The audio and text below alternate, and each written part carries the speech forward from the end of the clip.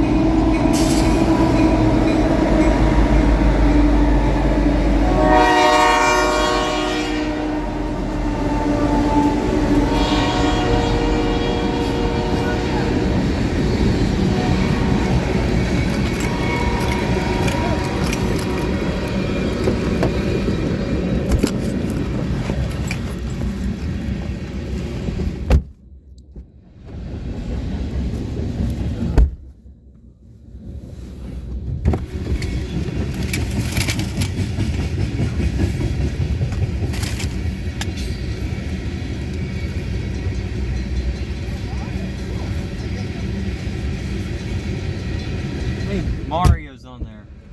I saw Mario. I saw it too. Let's go. See the phone? Yep. Okay, look at you. We'll get him.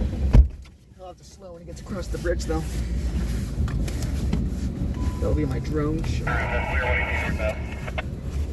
Fine, I got the signal working. All right, here we go.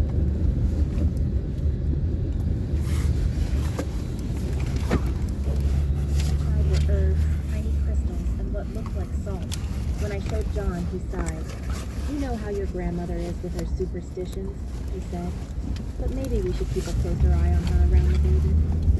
Little did I realize then just how right John was. Eleanor's odd behavior was just beginning. In 4.3 miles, turn left onto North Street. Eleanor's visits became more frequent over the next few weeks. Each time she brought new trinkets, protective charms, she called them. My patience was wearing thin. One afternoon while John was at work, Eleanor arrived unannounced. She looked frazzled. Her usually neat silver trying to get it so I can do the drone shot. I need to tell you something important, she said, clutching her purse tightly. What's wrong? I asked, bouncing John Jr. gently as he fussed. Eleanor's eyes darted around the room. Remember my Venetian crystal vase? The one from my performing days? The vase was Eleanor's prized possession, a gift from a famous illusionist she once worked with. It's shattered, completely shattered, she said, her voice trembling. The exact moment your son was born, the 17th at 3:42 p.m. That's just a coincidence, I replied, uncomfortable with the intensity in her eyes.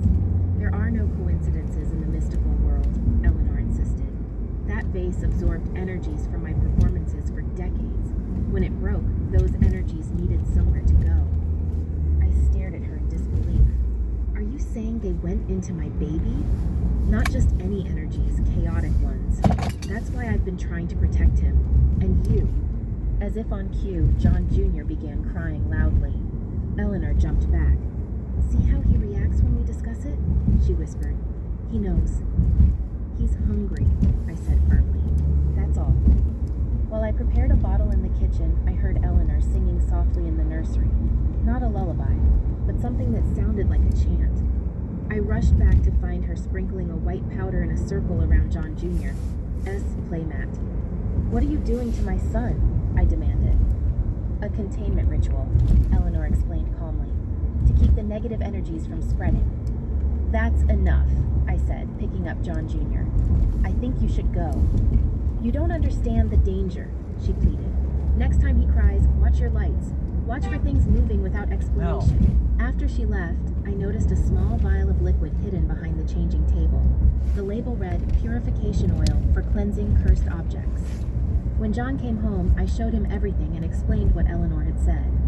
This is getting out of hand, John said, his face darkening with concern. She thinks our son is possessed or something?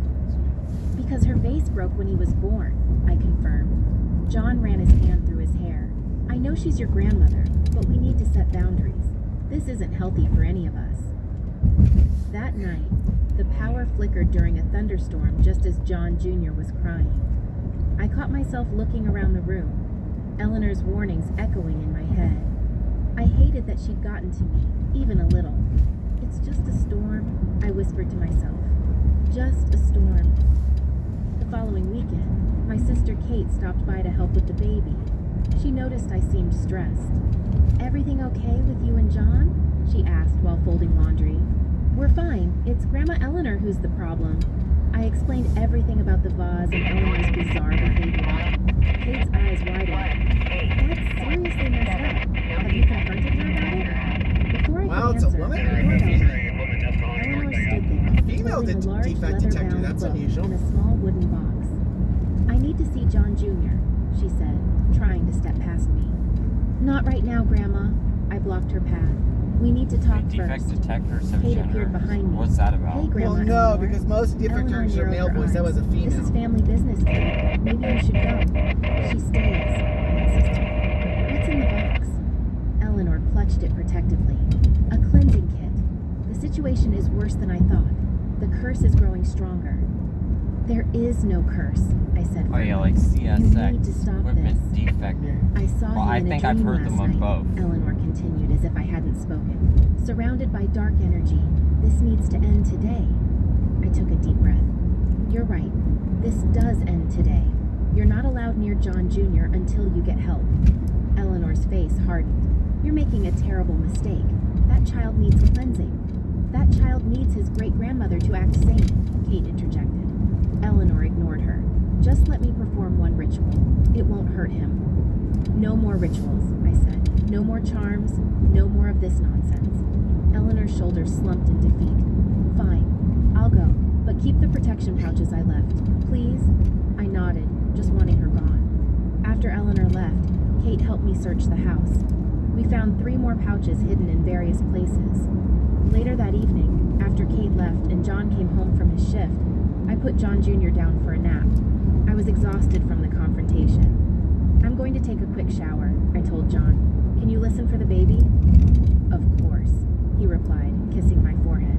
Take your time. 15 minutes later, I emerged feeling refreshed.